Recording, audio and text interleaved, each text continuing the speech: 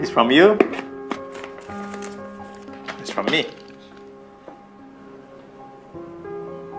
Why are we not rich?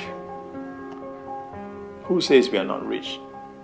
Being rich is not about how much you have, but how much you give. Why not accept the challenge to produce much more than you need for yourself and for your family? Somebody says, well, that's ridiculous. Why do that? You don't understand. It's to live a higher life. Then I take it one step further, to produce far more than you need. What a way to live. Extraordinary. It's okay to live an ordinary life and a pretty good life, but how about an extraordinary life? To produce far more than you need for yourself and your children. Suppose you make $10 million a year and you and your family only need $3 million. Some families are more expensive than others, but let's say $3 million would pretty well cover most every family. Now you've got $7 million to give, to share. How about that kind of life? It's called extraordinary. To produce more and far more than you need for yourself. Well, we decided that we'd pick two causes, whatever the biggest inequity was globally. And there we looked at children dying, children not having enough nutrition to ever develop, and countries that were really stuck because with that level of death, and parents would have so many kids that they'd get huge population growth, and that the kids were so sick that they really couldn't be educated and lift themselves up. So that was our global thing. And then in the US, both of us had amazing educations, and we saw that as the way that the US could live up to its promise of equal opportunities by having a phenomenal education system. And the more we learned, the more we realized that we're not really fulfilling that promise. And so we picked those two things, and everything the foundation does are focused there. And there's two ways to give back to the community. One is money, one is your time. So why should you consider giving back to the community? There's really 5 points, and are very simple points why you should consider giving back to the community. The most important one, in my opinion, is the law of reciprocity. Let me tell you what's a law of reciprocity. I truly believe the more I give, the more I get in return. Not an expectation. I just feel good things happen to me the more I give. I'm a big believer of law of reciprocity. I don't know how I'm going to get this thing in return. Maybe one day someone's going to do something for my son, my daughter, my family, somebody close to me that is going to benefit me, but I believe in the law of reciprocity.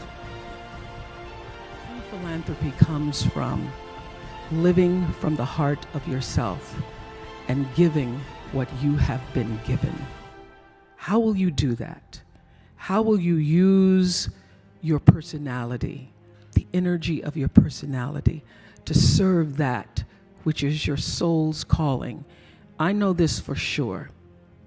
Any life, no matter how fantastic it is, how glorious it seems, how much attention you receive, how much square footage you have, any life and every life is enhanced by the sharing and the giving and the opening up of the heart space.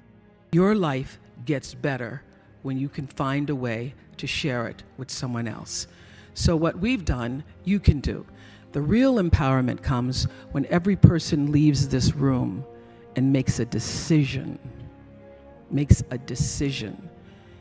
Maybe that decision is that you will write a check and support some of the wonderful organizations you've heard here today.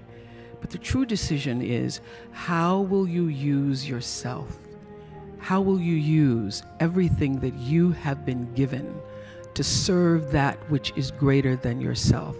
How will you use that to become truly, authentically empowered? Now, it is a beautiful thing to receive an award and to be on the cover of Variety. Thank you very much. It's a beautiful thing. But the true reward is in the lives that you are able to touch and the people who you know you have impacted. My beloved mentor, teacher, friend, mother, Maya Angelou, passed away last year.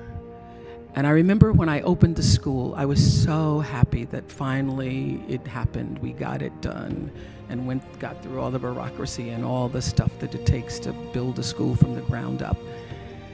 And I said to Maya, oh my God, Maya, this is my legacy. And Maya said, you have no idea. You have no idea what your legacy is. Your legacy is every life you have touched. Your legacy is every person you have met whose influence was felt by you. Every single person. Your legacy is every life that you touch. And so, as you leave here today, the decision is, whose lives will that be? How will you use yourself in such a way that your impact and your legacy will live beyond the doing?